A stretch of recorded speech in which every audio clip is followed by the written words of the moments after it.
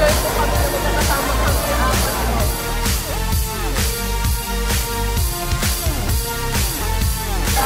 Hindi ko po namin pwede sabihin na ngayon, pero talagang sobrang excited kami na nasabihin na, well, bawal pa po sabihin, pero talagang pag pwede na,